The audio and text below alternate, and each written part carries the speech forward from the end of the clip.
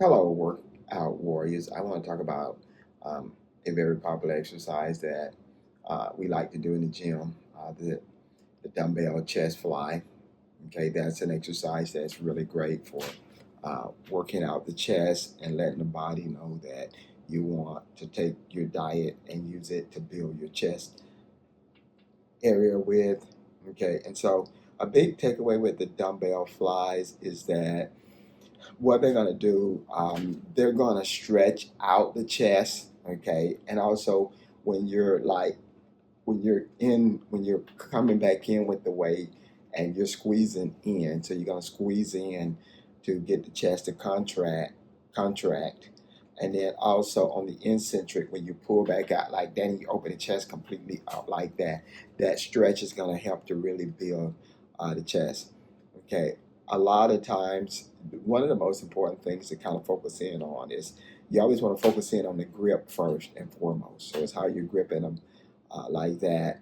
And then also you want to focus in on the form. I typically watch my elbows when I'm like uh, stretching out to do the actual fly itself. So I'm going to watch the elbow as a cue. Okay. At the beginning, it's all about the grip and hand position. Then I'm going to use those elbows to kind of figure out how to open that chest up.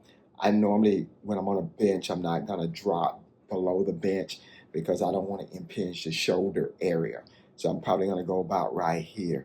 Now, like the bench press, you can do the flies on an incline, decline, or a flat bench. You can also do them on the floor if you don't want to go back too far and impinge, your shoulders. Okay, so a lot of older guys are familiar with, damage in the rotator cuff and the shoulder area from going back too far.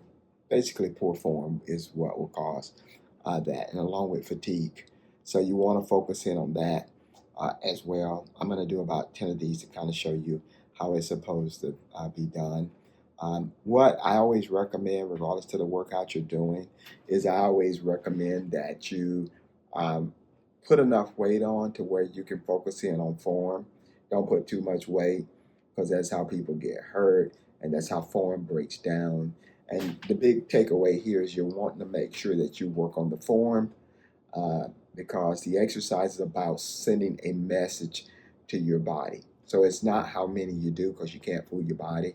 It's about sending the message. Okay, the chest has got to get stronger. Okay, because of all of this work it's having to do. Now, because you're sending a message, your body's going to hear that message loud and clear. The harder you work, the more perfect the form, and also consistency and compliance. Doing that workout regularly is going to let the body know if you don't get better, you're going to have problems because it's coming back again uh, the next day, and it's going to come back the day after that, and it's going to come back the day after that. Your body will respond to that. Your body is a perfect well-oiled machine, and it will address any problems that you put in front of it. So you can just know that in confidence.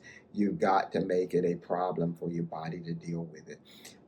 That stretch and that contract when you're squeezing in like that and you're contracting the muscles, and in the eccentric when you're pulling it out, that's how the chest is going to grow from the dumbbell flies. But the dumbbell flies is something, it's more of an isolated move. It's something that you can add to um, your bench press. So typically what people do is they'll kind of like do the bench and then kind of tie it back up with some flies.